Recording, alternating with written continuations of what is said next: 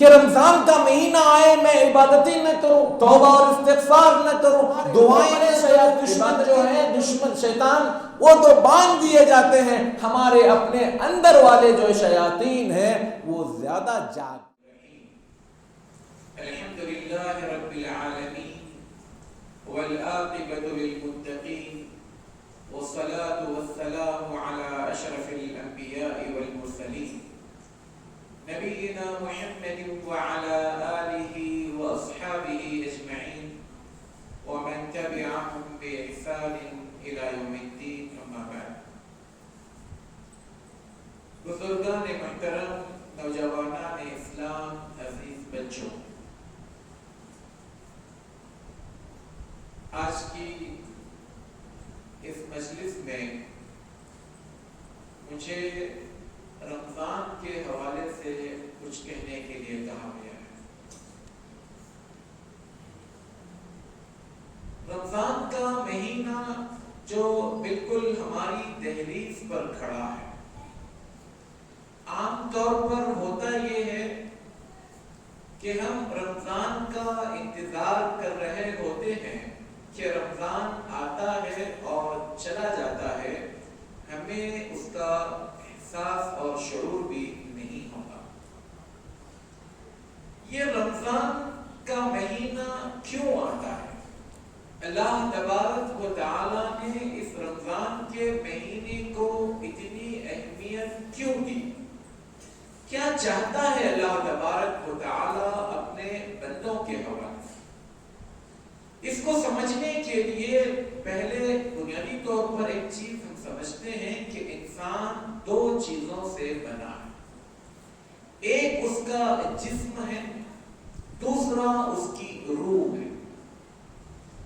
آج ہم غیر تو ہے ہی ہیں، خود مسلمانوں کا حال یہ ہے کہ ہماری تمام تر توجہ ہمارے جسم پر ہے. ہم چاہتے ہیں کہ ہماری صحت اچھی ہو، ہم اسمارٹ دکھیں، ہم اچھا پوشاک، اچھے کپڑے پہنیں، اور غذا کے اعتبار سے ہم اپنی جسم کو بہترین غذا دیتے ہیں. اگر کبھی کسی کے ساتھ کوئی بیماری کا معاملہ ہو تو اچھے ڈاکٹر سے علاج کرتے ہیں. غرض یہ کہ ہم میں کا ہر انسان اپنے جسم کے اہتمام میں کوئی کمی نہیں کرتا، لیکن اس کے مد مقابل ہمارے پاس روح ہے. جیسے میرے جسم کو غذا کی ضرورت ہے، میرے روح کو غذا کی ضرورت ہے. جیسے میرے جسم کو پوشاک کی ضرورت ہے، ایسے میرے روح کو پوشاک کی ضرورت ہے، جس کو قرآن نے لباس التقوی کہا. جیسا میرا جسم بیمار ہوتا ہے تو مجھے علاج کرنا ہوتا ہے، ایسے میرے اپنے روح کی بیماریاں ہیں جس کی طرف توجہ دینا ہوتا ہے. جیسے میں اگر رات کی تاریکی میں اندھیرے میں کہیں چلوں تو روشنی کے نہ ہونے پر میں ٹھوکر کھا سکتا ہوں. میری روح کو بھی اجالے کی ضرورت ہے، اور میرے روح کا اجالا آسمانی وہی ہے. انسانی جسم مٹی سے بنا ہے. اللہ نے جسم کی تمام چیزیں مٹی میں رکھی. جسم کی خوراک مٹی میں ہے، جسم کا پوشاک مٹی میں ہے، جسم کا علاج مٹی میں ہے، اور جسم سے جڑی دوسری چیزیں بھی مٹی سے. انسانی روح کے بارے میں اللہ تعالیٰ فرماتا ہے یسألونک عن الروح قل الروح من امر ربی. یہ اللہ کے حکم سے ہے، مطلب روح کا تعلق آسمانی ہے، الہی ہے. اس کی غذا بھی الہی ہے، اس کا علاج بھی الہی ہے، اس کی پوشاک بھی الہی ہے. انسان اس جسم کی بھرپور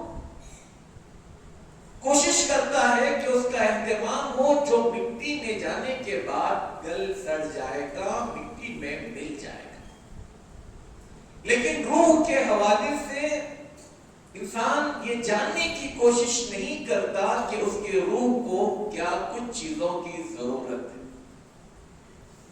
آج ہم دیکھیں، میں ایک مثال سے بات سمجھاؤں کہ انسان جتنا توجہ جسم پر دے رہا ہے، روح کے معاملے میں اس کو آپ تھوڑا کمپیئر کر دیکھیں۔ ایک انسان ہو جس کے مان لو ایسا ہوتا نہیں ہے، میں بات صرف سمجھانے کے لیے کہہ رہا ہوں، اللہ اتنی بڑی آزمائش کسی کے ساتھ نہیں کرتا۔ ایک انسان ہو جس کے دونوں ہاتھ دونوں پیر نہ ہو، آنکھ سے اندھا بھی ہو، کان سے بہرا بھی ہو، لیکن سانس لے رہا ہے، جی رہا۔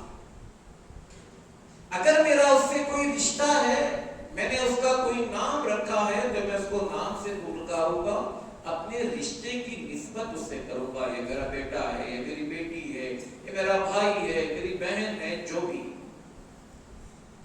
اس کے باوجود، یعنی اتنی چیزیں نہ ہونے کے باوجود بھی وہ انسان ہے، اور اس کے ساتھ میرا رشتہ ہے، اور اس کا میں نام لے کر اس کو پکارتا ہوں۔ اس کے مد مقابل ایک ہٹا کٹا مضبوط گبرو جوان، خوبصورت اسمارٹ نوجوان، ابھی اس کی روح نکل گئی، ہم اس کو کیا کہیں؟ لاش، میت، جنازہ، ڈیڈ باڈی۔ کوئی کہے گا یہ میرا بھائی؟ کوئی بھی نہیں کہتا، جا روح نکل گئی، ختم ہو گیا معاملہ۔ تو جو روح کے نکلتے ہی انسان کی ساری چیزیں کٹ جاتی ہیں، اس روح کو اللہ تبارک و تعالی چاہتا ہے کہ ہم اس پر توجہ دیں۔ عام دنوں میں یہ چیزیں نہیں ہوتی ہیں، خاص کر رمضان کا مہینہ جو کہ قرآن کا مہینہ ہے، قرآن کے نازل ہونے کا مہینہ ہے، اس میں مجھے اور آپ کو ترغیب دی جا رہی ہے کہ بندے، تو جو جسم پر اتنا سب کچھ کر رہا ہے، یا خادم الجسم کم تشقى لخدمته انت بالروح لا بالجسم انسانو، اے انسان تو روح کی وجہ سے انسان ہے، تو اپنے جسم کی خدمت پر اپنے آپ کو کتنا تھکائے گا۔ تو یہ رمضان کا مہینہ میرے اور آپ کے پاس اس لیے آتا ہے کہ ہم اپنی روح پر توجہ دیں، اپنی روح کے حوالے سے ہم فکر مند ہوں۔ ہماری روح بیماریوں کی زد میں ہے، بیماریوں کا شکار ہے۔ آسمانی وحی قرآن مجید میرے اور آپ کے روح کا علاج ہے، میرے اور آپ کے روح کی غذا ہے، میرے اور آپ کے روح کی روشنی ہے۔ لیکن بدقسمتی یہ، اللہ نے اس آسمانی کتاب کے نزول کے سالگرہ کے موقع پر ہمیں روزے فرض کر یہ بتایا کہ انسان عام طور پر جب پیٹ بھرا ہوتا ہے، قرآن کی طرف بہت کم توجہ ہوتی ہے۔ جب انسان پیٹ بھرا ہوتا ہے تو قرآن کی تلاوت کرنا، قرآن پر غور و فکر کرنا، قرآن پر تدبر کرنا یہ آسان نہیں ہے۔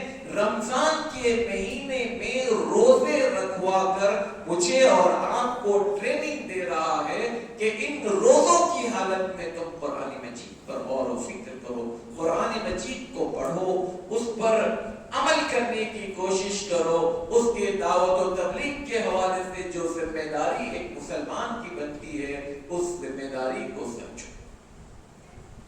تو یہ رمضان کا مہینہ میرے اور آپ کے پاس عبادتوں کے لیے آتا ہے، میرے اور آپ کی روح کو پروان چڑھانے، اسے غذا فراہم کرنے یا اس کے علاج کے لیے آتا ہے۔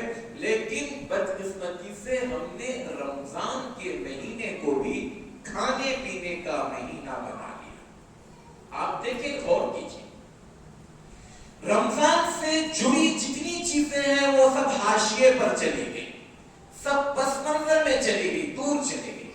اب رمضان کا بازار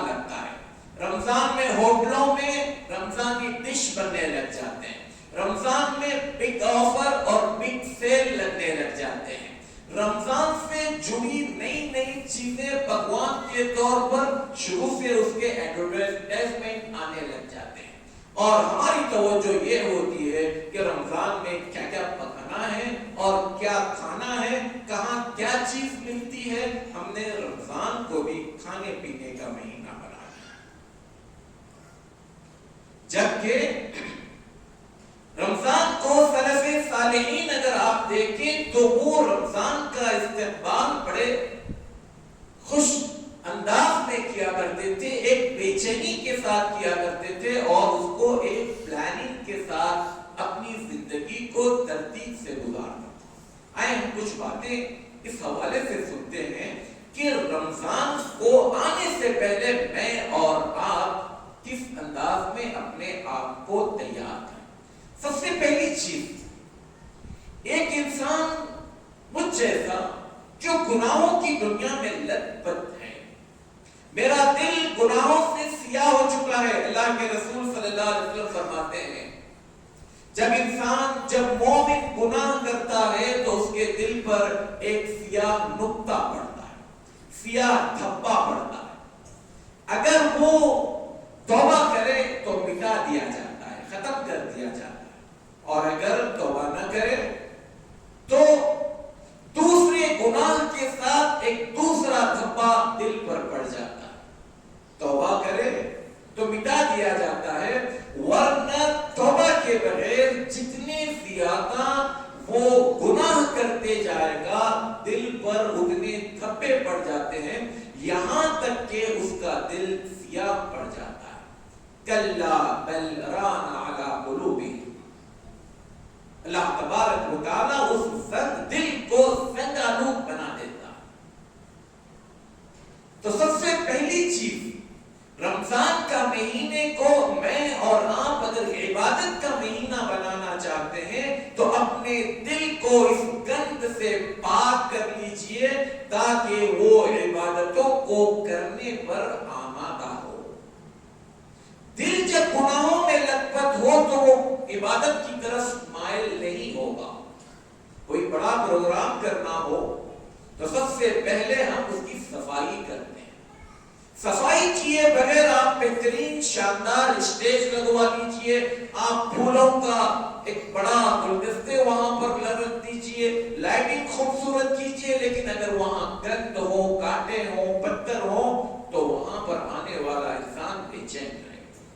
تو یہ جو مہمان میرے اور آپ کے پاس آ رہا ہے یہ عبادتوں کو لے کر آ رہا ہے۔ رمضان کے آنے سے پہلے پہلے میں اور آپ اپنے آپ کو گناہوں سے توبہ اور استغفار کر کر اپنے رب کے یہاں معافی مانگ کر اپنے دل کو دھلوا لیں، پاک و صاف کریں تاکہ ہمارے دل اس رمضان کے مہینے میں عبادت کرنے کے حوالے سے تیار ہیں۔ دوسری چیز، رمضان میں اگر واقعتاً میں اور آپ عبادت کرنا چاہتے ہیں، میری اوقات نہیں ہے کہ میں اپنے طور پر کچھ کروں۔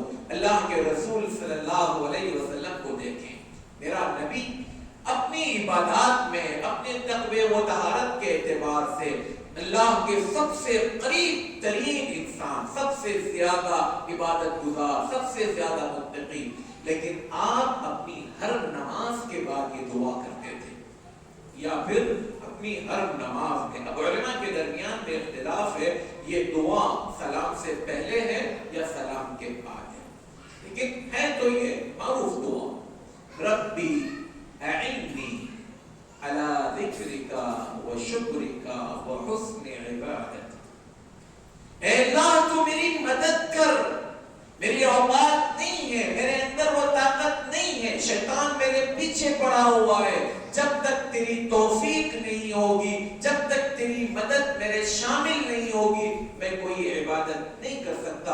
اے اللہ تو میری مدد کر کس چیز میں کہ میں تجھے یاد رکھ سکوں، تیرا شکر بجا لا سکوں اور تیری صحیح اچھی عبادت کر سکوں۔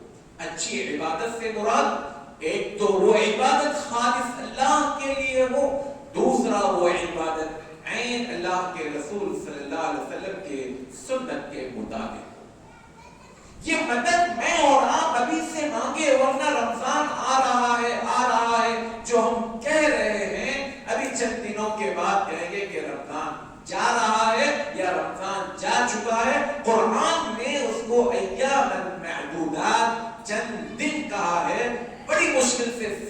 720 घंटों का ये महीना पलक झपकते ही रमजान चला जाता है। अल्लाह से मदद मांगे। तीसरी चीज, मैं और आप वो खुशकिस्मत कौम है, वो खुशकिस्मत उम्मत है जिन्हें उनकी नीयतों पर बदले लिख दिए जाते हैं। अमल करने का वक्त बाद में आएगा।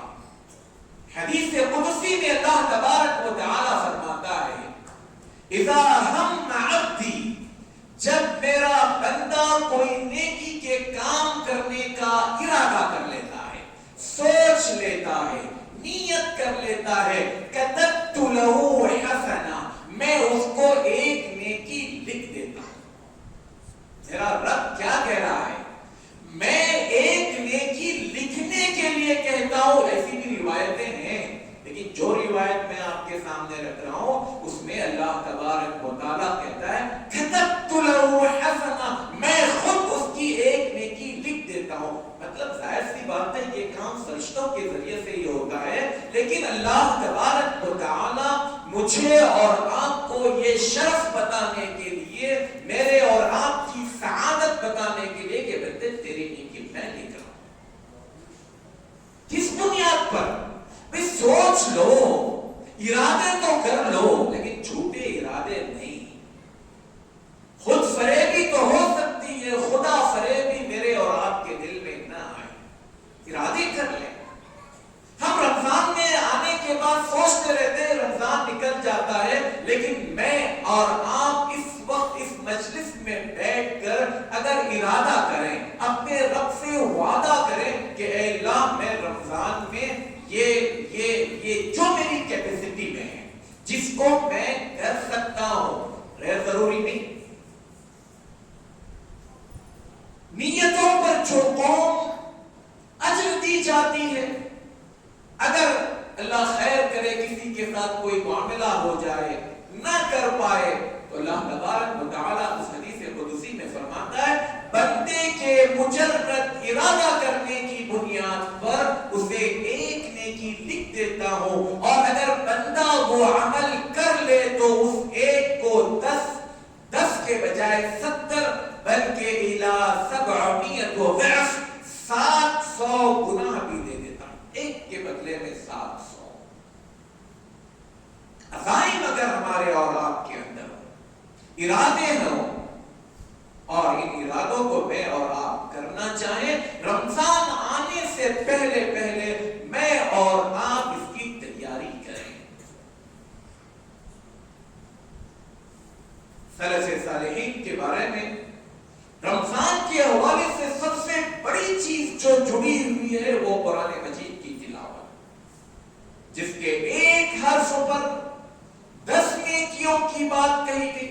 अलिफ लाम मीम का अलिफुन हर्फुन व लामुन हर्फुन व मीमुन हर्फुन, इस 3 हर्फी लफ्ज पर 30 नेकियां बंदों के पास लिख दी जाती है। अगर कोई पूरे महीने में एक कुरान का दौर कर लेता है, करीब करीब 30 लाख से ज्यादा नेकियां मेरे और आपके नामे अमाल में लिख दी जाती है। रमजान में हमारे पास हर चीज के लिए वक्त है। सोशल मीडिया के कितने प्लेटफॉर्म है, सब पर हमारी हाजिरी होती है। अगर कोई चीज उठाने की तौफीक नहीं होती तो वो कुरान मजीद, जिसके लिए इस पूरे महीने को सजाया गया, इस पूरे महीने का एहतमाम किया गया। तो मैं और आप अभी से इरादे कर लें, कम से कम मोटी मोटी चीजें। नंबर 1, कम से कम 1 से ज्यादा मर्तबा कुरान का दौर होगा। बहुत आसान है, मैं और आप अगर करना चाहें। मस्जिद में बैठकर हम जितनी देर तक बातें करते हैं, उतनी देर तक कुरान उठा लें तो पता नहीं कितने सफ़हात हम पढ़ जाएं। नमाजों की पाबंदी आप देखिए, रमजान में फजर की नमाज में लोगों की रकात छूट जाती है। अरे भाई सहरी कर आप बैठे हैं, फजर की नमाज में अगर मेरी रकात छूट रही हो تو یقیناً یہ بڑی محرومی کی بات.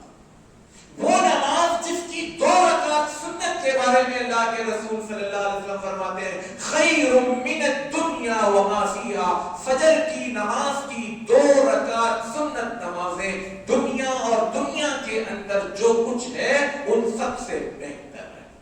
اب فجر کی 2 رکعت فرض نماز کا اندازہ کیجیے.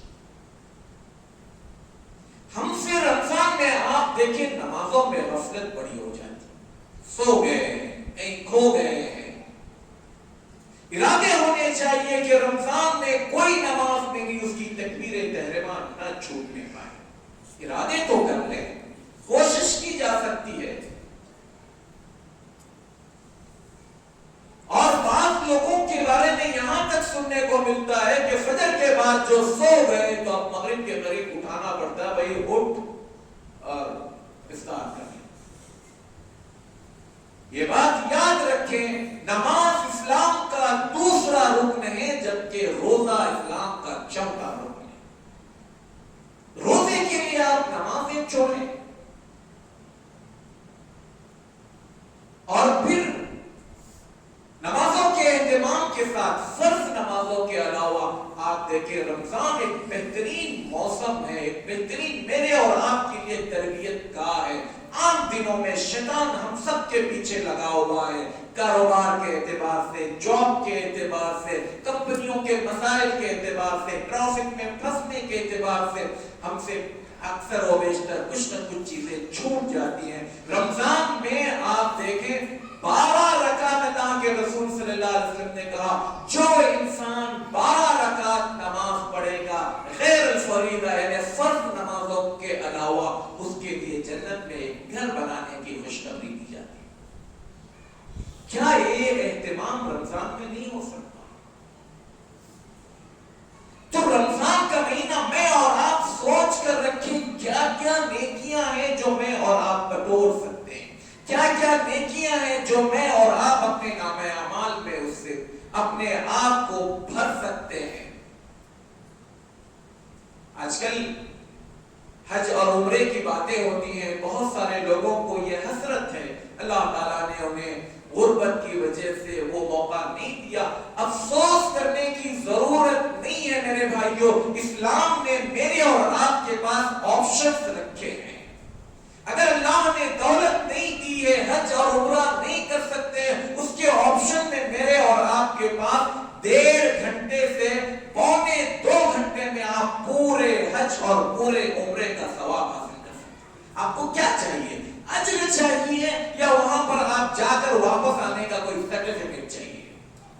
اجر چاہیے. اللہ کے رسول صلی اللہ علیہ وسلم فرماتے ہیں جو بندہ فجر کی نماز جماعت کے ساتھ ادا کرے, جس جگہ اس نے فجر کی نماز ادا کی ہے وہیں پر بیٹھے اللہ کا ذکر کرے, سورج کے طلوع ہونے کے 15 سے 20 منٹ تک کا وقت, جس کو نیزے کی بات کہی تھی کہ سورج ایک نیزہ اوپر کو چڑھ جائے, اندازے میں علماء نے اس کو 20 منٹ کا وقت رکھا ہے.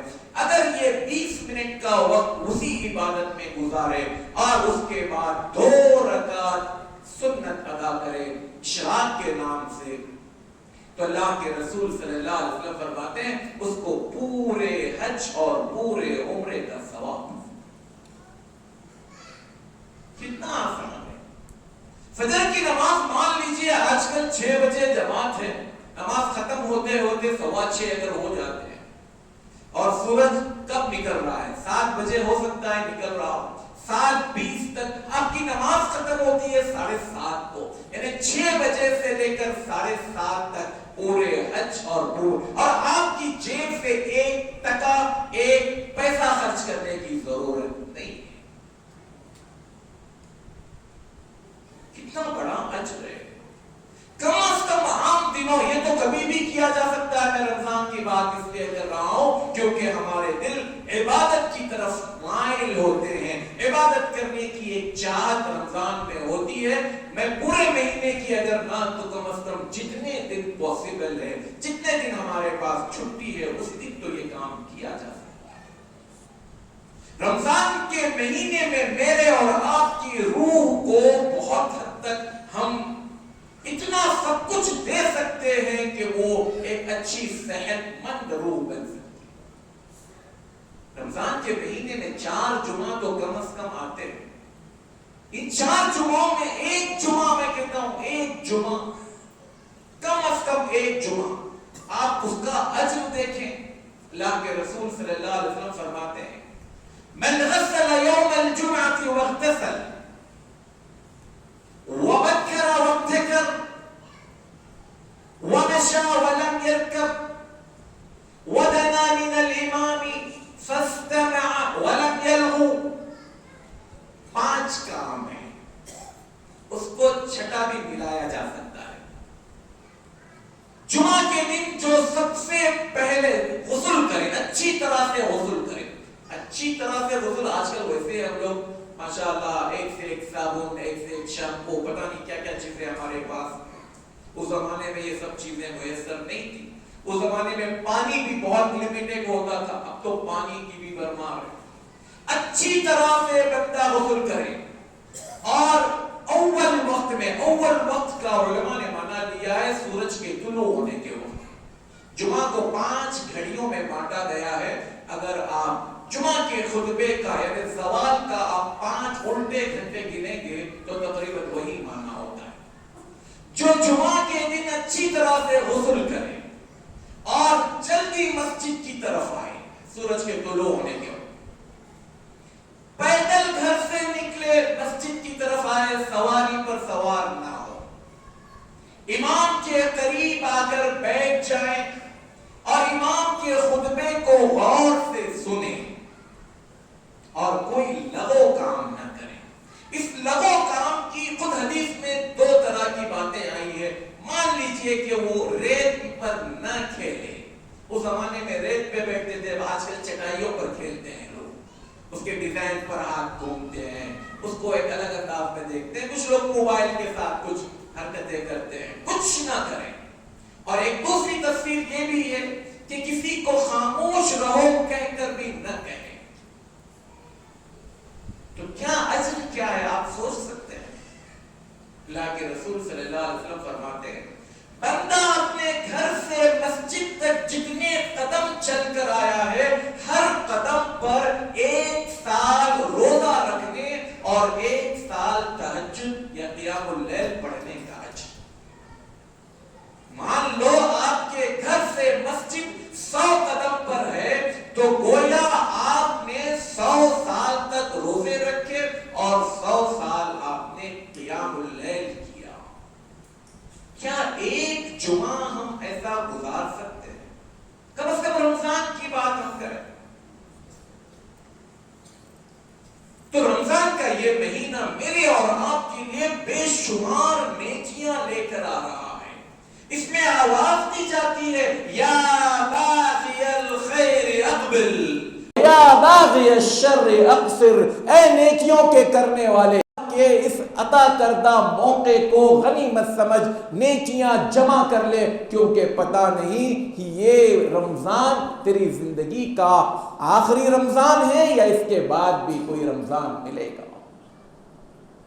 آپ صلی اللہ علیہ وسلم سے ایک روایت آتی ہے صلی صلاۃ مودع. اے انسان، جب بھی تو نماز پڑھ تو اس کو اپنی آخری نماز سمجھ کر پڑھ. پتہ نہیں اس کے بعد تجھے نماز پڑھنے کا موقع ملے یا نہ ملے. میں کہتا ہوں اسی طرح سے ہم میں کا ہر انسان اپنے اس رمضان کو یہ سمجھے کہ یہ میری زندگی کا آخری رمضان. ہمارا حال یہ ہوتا ہے کہ رمضان آتا ہے، ہم لوگ سوچتے رہتے ہیں نکل جاتا ہے، ہم سوچتے ہیں نہیں اگلے سال کے رمضان میں بہت کچھ کروں گا، میں یہ کروں گا وہ کروں گا. لیکن اگلے سال کا رمضان میں زمین کے اوپر نہیں زمین کے اندر ہو جاتا ہوں.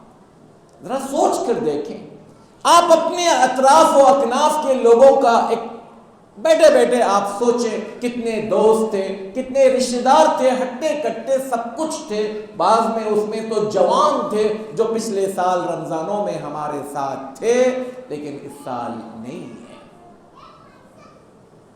میرے بھائیوں، رمضان کا مہینہ اس قدر عظیم مہینہ ہے کہ میں اور آپ اس کی اگر قدر نہیں کرتے ہیں، اس کی کما حق ہو اس میں عبادت نہیں کرتے ہیں تو اس کا انجام کیا ہے پتہ ہے آپ کو؟ ایسے انسان کو جبرائیل علیہ السلام کی بد دعا اور اللہ کے رسول صلی اللہ علیہ وسلم کی آمین لگتی ہے۔ اللہ کے رسول صلی اللہ علیہ وسلم ایک مرتبہ ممبر پر چڑھ رہے ہیں، پہلی سیڑھی پر قدم رکھا، کہا آمین، دوسری سیڑھی پر قدم رکھا، کہا آمین، تیسری سیڑھی پر قدم رکھا، کہا آمین۔ صحابہ نے کہا اے اللہ کے رسول صلی اللہ علیہ وسلم، ممبر پر تو آپ ہمیشہ چڑھتے رہتے ہیں، لیکن آج کیا بات ہے کہ آپ نے ہر سیڑھی پر قدم رکھتے ہوئے آمین کہا؟ تو کہا جب میں ممبر پر چڑھ رہا تھا جبرائیل علیہ السلام میرے پاس آئے، 3 بد دعائیں کی، میں نے ہر بد دعا پر آمین کہی۔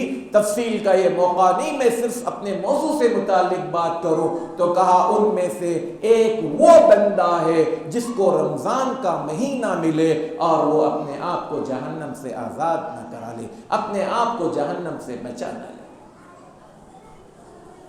کس قدر محرومی کی بات ہوگی کہ رمضان کا مہینہ آئے میں عبادتیں نہ کروں، توبہ اور استغفار نہ کروں، دعائیں نہ کروں، عبادتیں نہ کروں۔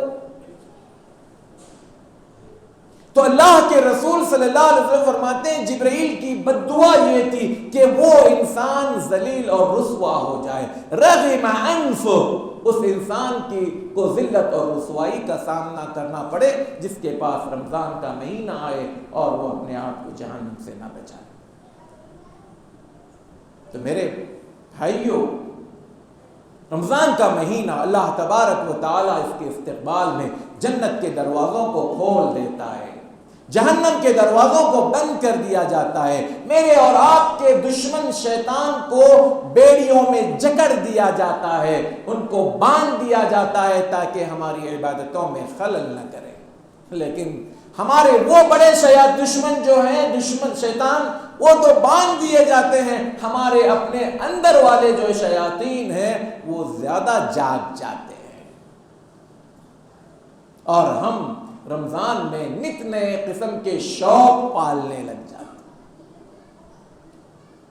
ہیں۔ رمضان کے مبارک مہینے کی ایک ایسی عبادت جو امت مسلمہ کے ہمارے اولین جو لوگ تھے سلف صالحین، ان کی حسرتوں کے، ان کے افسوس کے مد مقابل اللہ نے ایک بڑے انعام کی شکل میں صحابہ کو بڑی فکر لاحق تھی۔ اے اللہ کے رسول صلی اللہ علیہ وسلم نے جب یہ بات کہی کہ میری امت کی عمریں 60 سال سے 70 سال کے درمیان میں، صحابہ نے کہا اے اللہ کے رسول صلی اللہ علیہ وسلم 60 سال 70 سال، ہم سے پہلے کی قومیں 1000 سال 900 سال 800 سال 600 500 400 پتہ نہیں سینکڑوں سال دنیا میں زندگیاں گزار کر گئی، پتہ نہیں انہوں نے کتنی بڑی بڑی نیکیاں کی ہوگی، رب کو منانے کے پتہ نہیں انہوں نے کیا کیا چیزیں استعمال کی، اس 50 60 70 سال میں ہم کیا کر لیں؟ اللہ تبارک و تعالیٰ نے مجھے اور آپ کو رمضان کے آخری عشرے میں ایک رات دی ہے، خیر من 1000 شہر، 1000 مہینوں سے بہتر ایک رات، یعنی 83 سال 4 مہینے کے برابر۔ اگر میں اور آپ اپنی زندگی کے 10 سال بھی اس کا کما حق ہو حق ادا کریں، اس لیلۃ القدر کو ہم وہ عبادتیں کریں جو اللہ کے رسول صلی اللہ علیہ وسلم سے ثابت ہیں، ہر قسم کے بدعات و خرافات سے اپنے آپ کو بچائیں، وقت ضائع نہ کریں بلکہ وہ عبادتیں کریں جو مسنون ہیں، تو ایسی صورت میں 10 سال بھی، اگر ہم 10 سال کا مطلب اگر رمضان کے آخری عشرے کو ہم ہر سال کے 10 رات مان لے تو 10 سال میں 100 راتیں ہوتی ہیں، 100 رات میں ہم گویا اوپر کے 4 مہینے نکال دیجئے، 83 سال یعنی 830 بلکہ 830 سال 830 سال عبادت کرنے کا اجر میرے اور آپ کے نام لکھ دیا جائے گا اگر صرف 10 سال کے رمضان کی ہم عبادت کریں، 100 دن کی عبادت۔ ابھی 70 سال میں کسی کو 20 سال بھی مل سکتے ہیں، 30 سال بھی مل سکتے ہیں، 40 سال بھی مل سکتے ہیں۔ اب آپ دیکھیں اس کے حساب سے آپ پلس کرتے جائیں تو آپ کہاں سے کہاں پہنچ جائیں۔ میرے بھائیوں، رمضان کا مہینہ عبادت کا مہینہ ہے، سوچ لیجئے یہ بات۔ جب تک میں اور آپ اس بات کو نہیں غور کریں گے کہ یہ رمضان کا مہینہ کپڑوں کے خریدنے میں دن دن بھر یا کئی کئی دنوں تک بازار میں گھومنے کا نام رمضان کا مہینہ نہیں ہے۔ ہماری ماں اور بہنوں کو آپ دیکھیں، بازاروں میں کیا چہل پہل ہوتی ہے، اور وہ لوگ جنہیں دین سے، اسلام سے، عبادت سے، رب سے، اللہ کے رسول صلی اللہ علیہ وسلم کی سنتوں سے کوئی سروکار نہیں، وہ خاص کر رمضان میں ایسے نت نئے قسم کے آفر لگاتے ہیں۔ امام مالک رحمۃ اللہ علیہ کے بارے میں آتا ہے کہ ان کے درس میں طلبہ بیٹھے ہوئے ہیں، امام صاحب درس دے رہے تھے، اچانک کسی نے باہر سے آواز لگائی، ہاتھی آیا، ہاتھی آیا۔ اب مدینے میں ہاتھی نہیں ہوتا تھا، عرب کی چلچلاتی دھوپ میں ہاتھی اور بھینس کا جو مزاج ہے، ان کی جو جسمانی ساخت ہے وہ میل نہیں کھاتی ہے، تو ہاتھی کو دیکھنے کے لیے سارے طلبہ بھاگ گئے۔ ایک بچہ امام مالک رحمۃ اللہ علیہ کے قریب بیٹھا، اپنی کتاب پر نظر ڈال کر کچھ پڑھ رہا ہے۔ امام صاحب نے اس سے کہا، بیٹے تمہیں ہاتھی نہیں دیکھنا ہے کیا؟ اس بچے نے کہا کہ میرے ماں باپ نے مجھے حدیث پڑھنے کے لیے آپ کے پاس بھیجا ہے، ہاتھی دیکھنے کے لیے نہیں بھیجا، اور ہاتھی کبھی مل جائے تو دیکھ لوں گا۔ آج ایسے ہاتھیاں ہمارے بازاروں میں لگا دی جاتی ہیں کہ ہم رمضان کی عبادتیں چھوڑ دیں اور ان ہاتھیوں کو دیکھنے کے لیے چلے جائیں۔ چنندہ لوگ ہوں گے جو مسجدوں میں آپ کو ملیں گے۔ تو میں اور آپ ابھی سے یہ سوچ کر رکھیں، ایک فہرست بنائیں کہ کیا کیا نیکیاں ہیں جو میں کر سکتا ہوں۔ کچھ نیکیاں ہیں جو ہم اپنے بچوں سے کرائیں، اپنے بچوں کے دلوں میں رمضان کی محبت ڈالیں، اپنے بچوں کے دلوں میں یہ بات بٹھا دیں کہ رمضان کا مہینہ کس لیے آتا ہے، اس کا استقبال اس انداز میں کریں۔ کثرت سے قرآن مجید کی تلاوت کو اپنا مشغلہ بنائیں۔